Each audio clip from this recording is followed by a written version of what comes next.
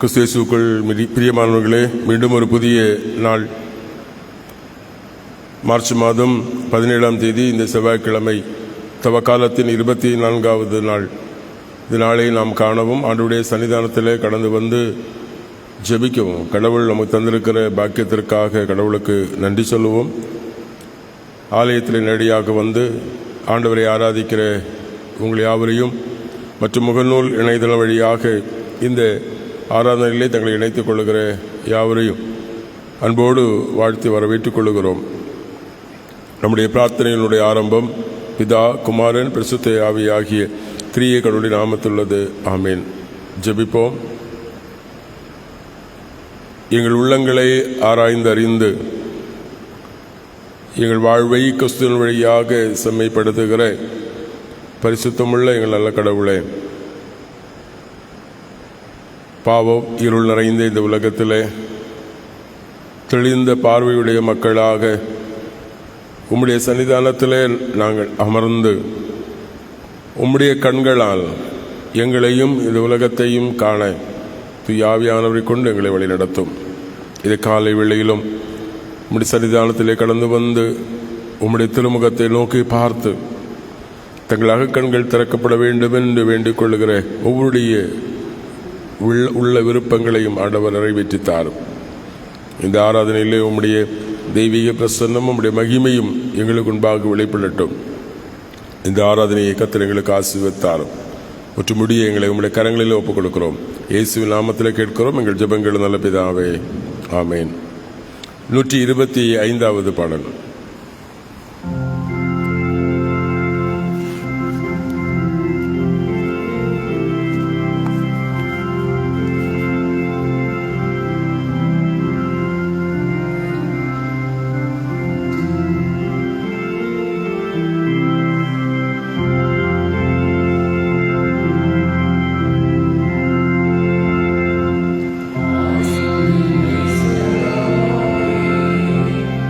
Yes.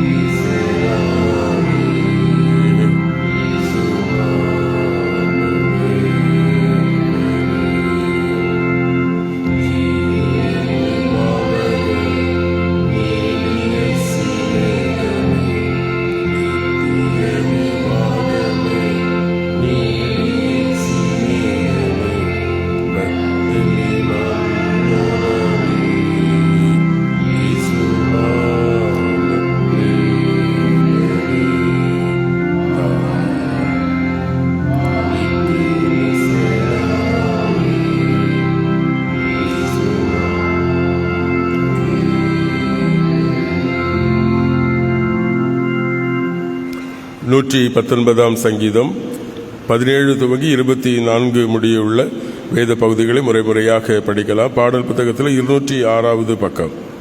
சங்கீதம் 119 வசனங்கள் 17 முதல். உமது அடியேனுக்கு அனுகிரகம் செய்யும், அப்பொழுது நான் பிழைத்து உமது வார்த்தையை கைக்கொள்வேன்.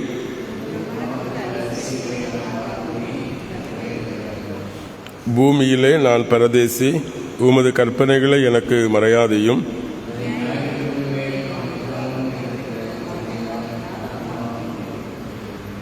அகங்காரிகளை நீர் கண்டிக்கிறீர், அவர்கள் சாபத்துக்குள்ளானவர்கள், அவர்கள் உமது கற்பனைகளை விட்டு விலகி போகிறார்கள்.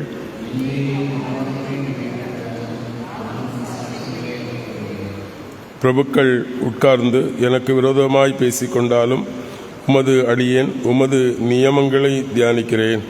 உமது சாட்சியங்கள் எனக்கு இன்பம், அவைகளே என் ஆலோசனை. பிதாவுக்கு குமாரனுக்கு பரிசுத்தாவுக்கு மகிமை உண்டாவதாக, ஆதியிலும் இப்போது எப்போதுமான சதா கலங்களாக இருக்கிறபடியே ஆமேன். வாசிக்கப்படும்படி தெரிந்து முதலாவது வேத பகுதி பவுல் அப்போஸ்தலன் எபேசு திருச்சபைக்கு எழுதின நிருபம் 5ஆம் அதிகாரம் 8 துவங்கி 14 முடிவுள்ள வசனங்கள். எபேசியர் 5ஆம் அதிகாரம் 8 முதல் 14 முடிவுள்ள வசனங்கள்.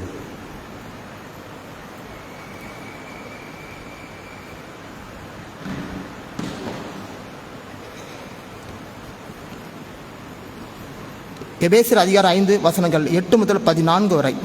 முற்காலத்தில் நீங்கள் அந்தகாரமாய் இருந்தீர்கள், இப்பொழுது கர்த்தருக்குள் வெளிச்சமாய் இருக்கிறீர்கள். வெளிச்சத்தின் பிள்ளைகளாய் நடந்து கொள்ளுங்கள். ஆவியின் கனி சகல நற்குணத்திலும் நீதியிலும் உண்மையிலும் விளங்கும். கர்த்தருக்கு பிரியமான எனதென்று நீங்கள் சோதித்து பாருங்கள். கனியற்ற அந்தகார கிரியைகளுக்கு உடன்படாமல் அவைகளை கடிந்து கொள்ளுங்கள். அவர்களால் ஒளிப்படத்தில் செய்யப்படும் கிரியைகளை சொல்லுகிறது அவலட்சணமாக இருக்கிறதே. அவைகளெல்லாம் கடிந்து கொள்ளப்பட்டு வெளிச்சத்தின் வெளியரங்கமாகும். வெளியரங்கமாக ஆக்கிறதெல்லாம் வெளிச்சமாக இருக்கிறது. ஆதலால் தூங்குகிற நீ விழித்து மரித்தோர் விட்டு எழுந்திரி, அப்பொழுது கிறிஸ்து உன்னை பிரகாசிப்பார் என்று சொல்லியிருக்கிறார் என்றது. ஆமென்.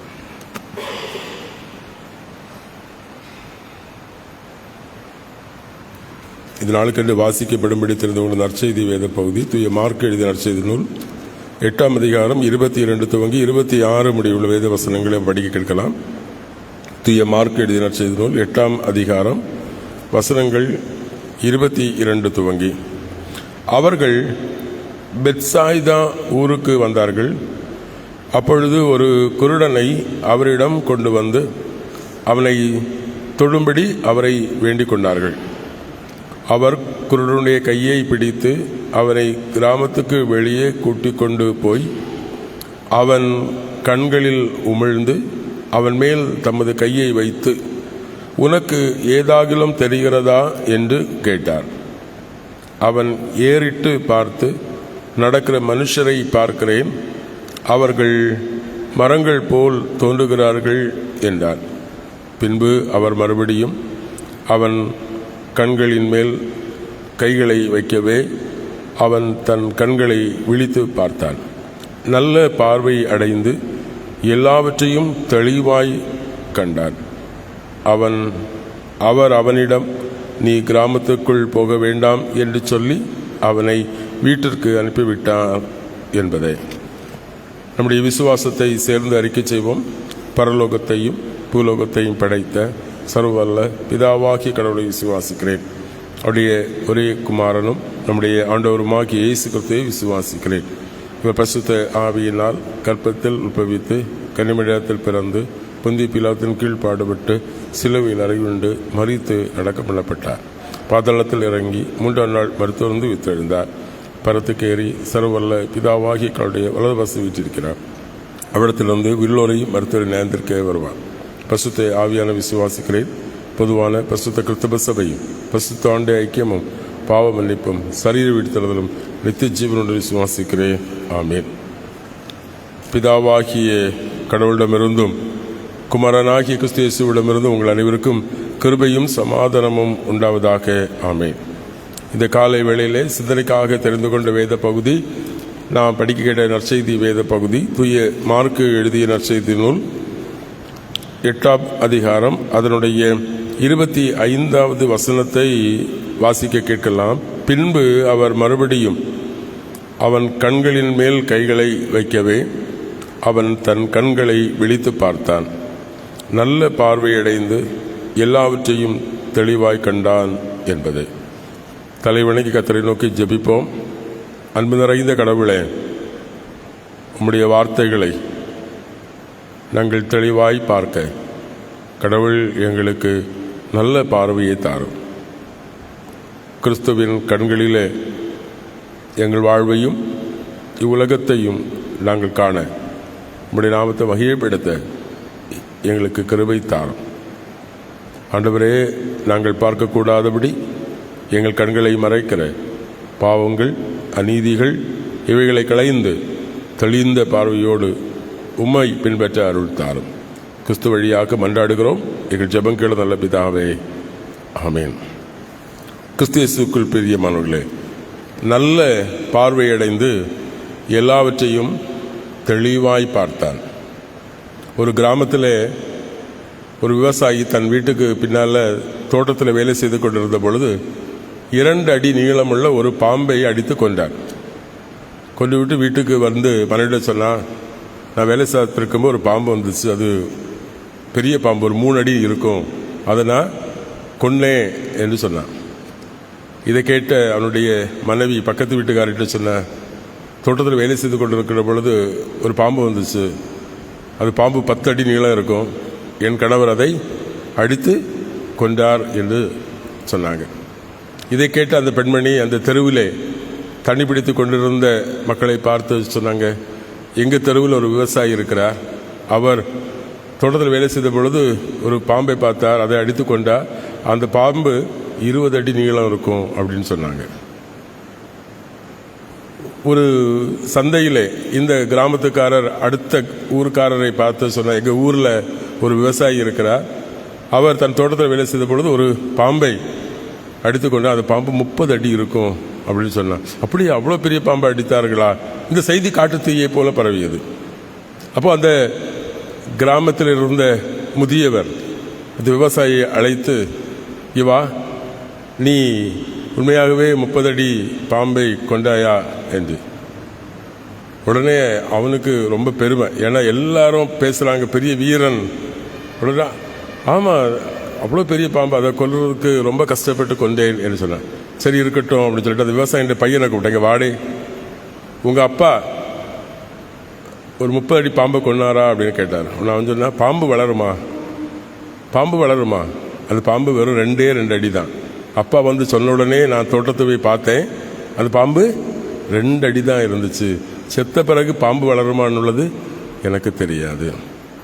அன்பர்களே, நாம் பார்த்திருந்தால், பார்வை தெளிவாக இருந்தால் நாம் எல்லாவற்றையும் தெளிவாய் புரிந்து கொள்ள முடியும். பல வேளைகளிலும் நாம் பார்க்க தவறுகிறோம். ஆகவே நாம் நினைத்ததை பேசுகிறோம். கிறிஸ்துவுக்குள் பிரியமானவர்களே, இங்கே 2 விதமான பார்வையும் 2 விதமான தெளிவையும் உலகம் சுட்டி காட்டுகிறது. பாருங்கள், ஆண்டவர் இயேசு கிறிஸ்து பெத்சைதா ஊருக்கு வருகிற பொழுது ஒரு பார்வை இழந்த மனிதனை இயேசு தொடும்படி, குணப்படுத்தும்படி இயேசுவினிடத்தில் கொண்டு வருகிறார்கள். இயேசு அவனை அழைக்கிறார். அவனை அழைத்து அந்த கிராமத்திற்கு வெளியே கொண்டு போகிறார். உமிழ்ந்தார், அவனை தொட்டார். என்ன பார்க்கிறாய் என்று கேட்கிறார். அவன் ஏறிட்டு பார்க்கிறார். பாருங்கள், முதல் பார்வை ஏறிட்டு பார்க்கிற பார்வை. அவன் சொன்னான், மனுஷர்களை பார்க்கிறேன், அவர்கள் மரங்களைப் போல் இருக்கிறார்கள். இயேசு மீண்டும் மறுபடியும் அவன் கண்களை தொட்டு அவன் பார்க்கிறான், என்ன பார்க்கிறாய்? பாருங்கள், அவன் உற்று பார்க்கிறான். வேதம் சொல்லுகிறது, அவன் மறுபடியும் விழித்து பார்த்தான். முதல் பார்வை ஏறிட்டு பார்க்கிற பார்வை, 2வது விழித்து பார்க்கிற பார்வை. அவன் விழித்து பார்க்கிற பொழுது அவனுக்கு நல்ல பார்வை, தெளிவான பார்வை. கிறிஸ்துவுக்குள் பிரியமானவர்களே, நாம் பல வேளைகளிலே கவனமற்று பார்க்கிற பார்வைகள் நம்முடைய வாழ்க்கையிலே தெளிவற்ற புரிதலை தருகிறது. இந்த பகுதி நாம் 8ஆம் அதிகாரம் ஆரம்பிக்கிற பொழுதே ஆண்டவர் இயேசு கிறிஸ்து பசியாக இருந்த தம்முடைய இறைவார்த்தை கேட்க திரளான மனிதர்களுக்கு உணவு கொடுக்க வேண்டும் என்று சொல்லுகிற பொழுது உணவு இல்லை. அவரிடத்தில் இருக்கிறது 7 அப்பமும் கொஞ்சம் மீன்கள். அதை கொண்டு ஏறக்குறைய 7000 பேரை திருப்தியாய் கடவுள் போஷிக்கிறார். மீதி 7 கூடை நிறைய அப்பங்களை சேகரிக்கிறார்கள். அவர்கள் அந்த இடத்திலிருந்து அவர்கள் திரும்பி வருகிற பொழுது பரிசேயர்கள் வேதபாரகர்கள் இயேசுவை தடுத்து நிறுத்தி கேட்கிறார்கள், ஆண்டவரை எங்களுக்கு ஒரு அடையாளத்தை காண்பியும், ஒரு அடையாளத்தை காண்பியும். அப்பொழுது ஆண்டவர் இயேசு கிறிஸ்து அவர்கள் அடையாளத்தை தேடுகிறார்கள் இருந்து அவர் வேத மார்க் இப்படி சொல்லுகிறார் 11ஆம் வசனத்தில் 12ஆம் வசனம், அவர் தமது ஆவியிலே பெருமூச்சு விட்டு இந்த சந்ததியார் அடையாளங்களை தேடுகிறது என்ன என்று சொல்லி அவர் மறுபடியும் படகில் ஏறி வெளியே வருகிறார். அவர்கள் படகிலே பயணிக்கிற பொழுது சீஷர் இடத்திலே பேசுகிற பொழுது அவர்கள் சீஷர் இடத்திலே கேட்கிறது, அவர்கள் நான் பார்க்கிறோம், அவர் சொல்லுகிறார், அவர்களை பார்த்து நீங்கள் பரிசேயருடைய 15ஆம் வசனம், நீங்கள் பரிசேயருடைய புளித்த மாவுக்கும் ஏரோதினுடைய புளித்த மாவுக்கும் எச்சரிக்கையாயிருங்கள். நீங்கள் பரிசேயருடைய புளித்த மாவுக்கும் ஏரோதருடைய புளித்த மாவுக்கும் எச்சரிக்கையாயிருங்கள் என்று சொல்லுகிறார். அது சொல்ல காரணம் என்ன? அவர்கள் படகிலே வருகிற பொழுது 14ஆம் வசனத்தை சொல்லுகிறார், மீதம் வைத்தாங்களெல்லாம் அந்த அப்பம், அதை எடுக்க மறந்துட்டாங்க. இப்போ சீஷர்கள் ஒருவருக்குள்ளே ஐயோ அந்த அப்பத்தை மறந்து போயிட்டோம் என்கிற சிந்தனை, அப்பத்தை குறித்த சிந்தனை அவர்களுக்கு இருந்தது. ஆகவேதான் பாருங்கள் 16ஆம் வசனம், அவர்கள் நம்மிடம் அப்பங்கள் இல்லையே என்று தங்களுக்குள்ளே யோசனை பண்ணி கொண்டிருந்தார்கள். அவங்களுக்கு அப்பம் இல்லையே என்கிற எண்ணம். அப்போதான் இயேசு கேட்கிறார், அவர்களை அறிந்து உங்கள் அப்பங்களை குறித்து உங்களை யோசிக்கிற வேண்டுகிறது என்ன? நீங்கள் இன்னும் சிந்தியாமலும் இன்னும் உணராமலும் இருக்கிறது என்ன? 18ஆம் வசனம் கேட்கிறார், உங்களுக்கு கண்களிலிருந்தும் காணாதிருக்கிறது என்ன? காதுகளிலிருந்தும் கேளாதிருக்கிறது என்ன? கண்களும் காதும், அது பார்வை இருந்தும் நாம் விழித்து பார்க்க தவறுகிறோம். நல்ல பார்வை, தெளிவான பார்வை நாம் அடைய விரும்புகிறதில்லை.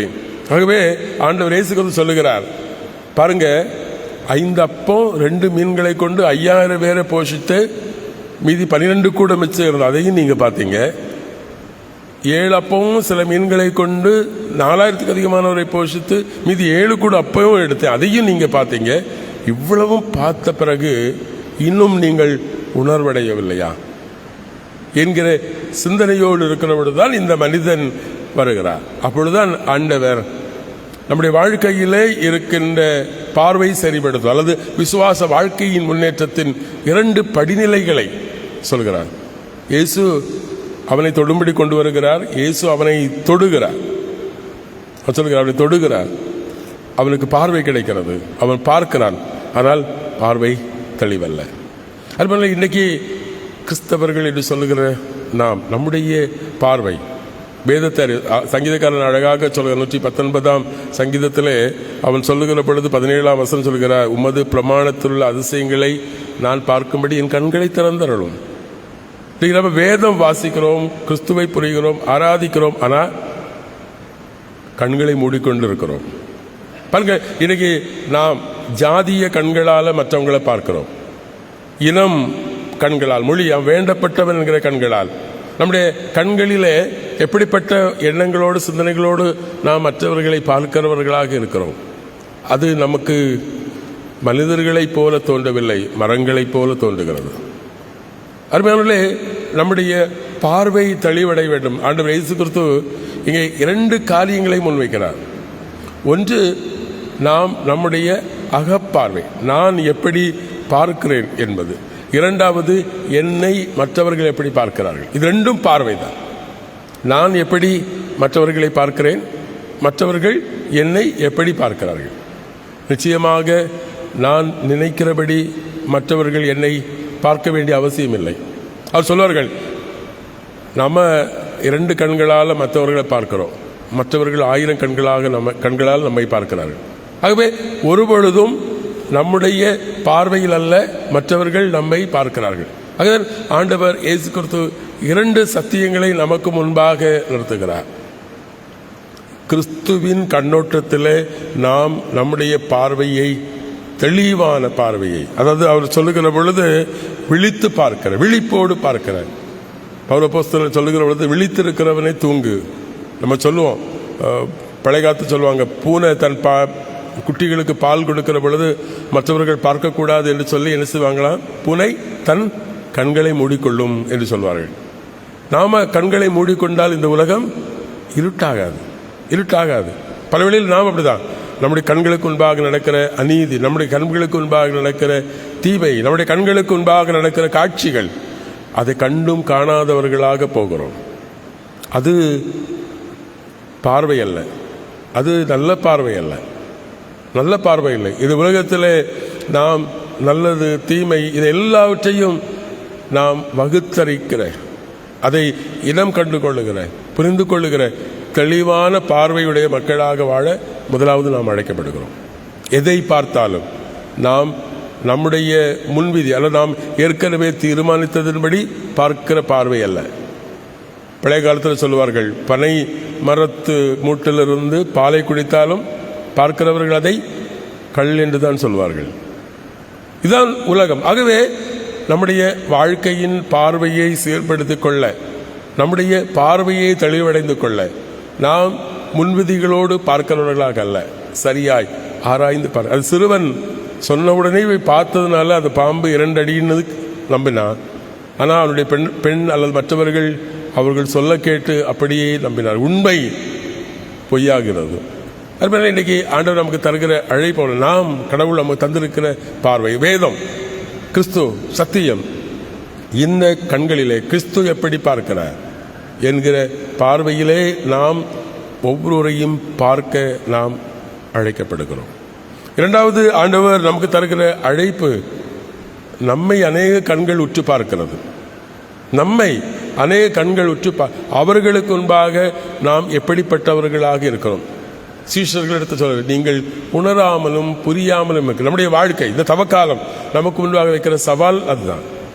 நான் மற்றவர்களுக்கு முன்பாக தெளிந்த பார்வையுடையவனாக நடக்கிறேனா, இல்லது மற்றவர்களுக்கு முன்பாக நான் கண் பார்வை இழந்தவனை போல நடக்கிறேனா?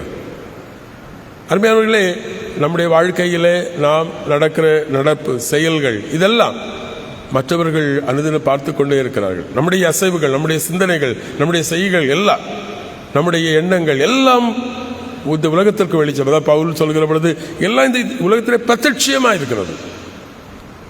ஒருவேளை நாம் நமக்கு தெரியாது என்று நினைத்துக் கொண்டிருக்கிறதெல்லாம் தெரிந்துவிடும். இருள் மாறுகிற பொழுது வெளிச்சம் வருகிற பொழுது.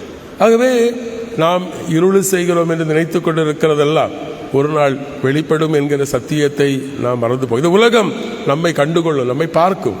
ஆகவே இந்த உலகத்திற்கு நாம் எதை அடையாளப்படுத்துகிறோம்? அதை சொல்கிற, பரிசேயர்களைப் போல புளித்த மாவு வேடம் போடுகிறது, ஏரோதைகளைப் போல புளித்த மாவு இது அல்ல. ஆண்டவர் நம்மிடத்திலே ஆண்டு சொல்லுவார், நீங்கள் பரிசேயர்கள் வேதப்பார் என்பவருடைய நீதியை விட அதிக நீதி உங்களிடத்தில் இராவிட்டால் உங்களுக்கு பிரயோஜனம் இல்லை. ஆகவே இன்றைக்கு ஆண்டவர், கிறிஸ்தவர்கள், கடவுளை ஆராதிக்கிறவர்கள், வேதத்தை சுமக்கிறவர்கள் என்கிற சொல்கிற நாம் உலகத்திற்கு எதை காட்டுகிறோம் என்கிற உயர்ந்த சிந்தையோடு நம்முடைய ஒவ்வொரு எண்ணங்களும் சிந்தனைகளும் கிறிஸ்துவை வெளிப்படுத்துகிறதாக, கிறிஸ்துவை சாட்சியப்படுத்துகிறதாக அமைய நாம் அழைக்கப்படுகிறோம். நம்முடைய பார்வை கிறிஸ்துவின் பார்வையாக இருக்க வேண்டும். உலகம் நம்மை பார்க்கிற பொழுது நம்மை கிறிஸ்துவாக பார்க்க வேண்டும். அப்படிப்பட்ட உயரிய சிந்தனையோடு நாம் வாழ தூயாவியானவர் இந்த வசனங்கள் வழியாக நமக்கு துணை செய்வாராக. ஆமென். எல்லா புத்திக்கும் மேலான தெய்வீக சமாதானம் உங்கள் நினைவுகளை சிந்தனைகளையும் கிறிஸ்து இயேசுவுக்குள் காத்து வழி நடத்துவாராக. ஆமென். 340வது பாடலை பாடுவோம்.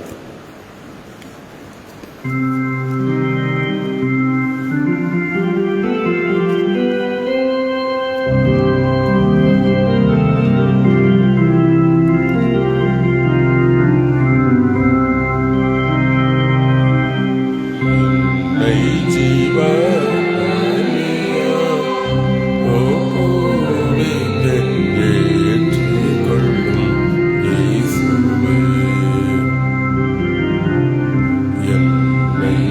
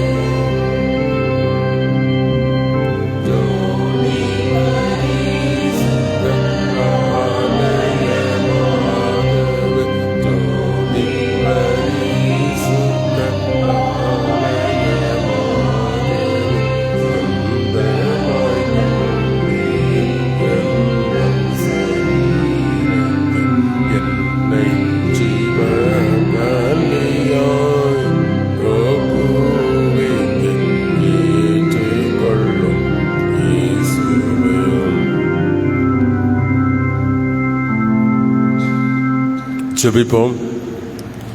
அளவில்லாமல் எங்களை நேசிக்கிற எங்கள் நல்ல கடவுளே, மீண்டும் ஒரு புதிய நாளை கிருபையாய் தந்தது அதிகாலை பொழுதிலே உம்முடைய சமூகத்தை எங்கள் கண்களை ஆண்டவரே விழித்து பார்க்க நீ தருகிற பாக்கியத்திற்காக உமக்கு நன்றி சொல்கிறோம். ஆண்டவரே, உம்மை புரிந்து கொள்ள, உம்மை உணர்ந்து கொள்ள, உம்முடைய வேதத்தின் ரகசியங்களை ஆண்டவரே நாங்கள் கண்டுகொள்ள எங்கள் கண்கள் திறக்கப்பட உம்முடைய சன்னிதானத்தில் நாங்கள் ஜெபிக்கிறோம். ஆண்டவரே, எங்கள் பார்வைகள் நல்ல பார்வை அல்ல ஆண்டவரே, தெளிவற்றவர்களாய் ஆண்டவரே நாங்கள் பார்க்கிற மக்களாக இருக்கிறோம். கிறிஸ்துவை அவருடைய வசனங்களை நாங்கள் உள்வாங்கிக் கொண்டு கிறிஸ்துவிலே எங்கள் பார்வைகளை தெளிவுபடுத்த ஆண்டவர் கிருபை தார். உலகமும் எங்களை பார்க்கிறது என்பதை நாங்கள் உணர்ந்து உலகம் எங்களை கிறிஸ்துவாக காண எங்கள் வாழ்வை செவைப்படுத்திக் கொள்ள எங்கள் வாழ்க்கை வெளிச்சமாக பிரத்யட்சியமாக ஆண்டவரே காணப்பட எங்களை வழி நடத்தும். இந்த காலை வேளையிலும் சன்னிதானத்தில் வந்து ஜபிக்கிற ஒவ்வொரு மக்களையும் ஆண்டவர் ஆசீர்வதியும். அவருடைய குடும்பங்கள், உறவுகள், சொந்தங்கள் அனைவரையும் கர்த்தர் பொறுப்படுத்திக் கொள்ளும். தூர இடங்களில் வெளிநாடுகளில் இருக்கிற குடும்பங்களை ஆண்டவர் நீர் ஆசீர்வதியும்.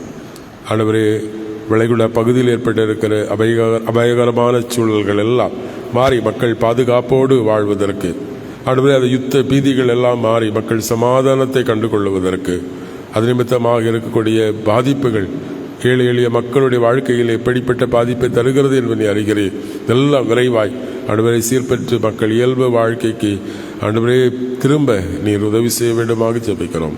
நீரே சமாதானத்தை தருகிற தேவன்.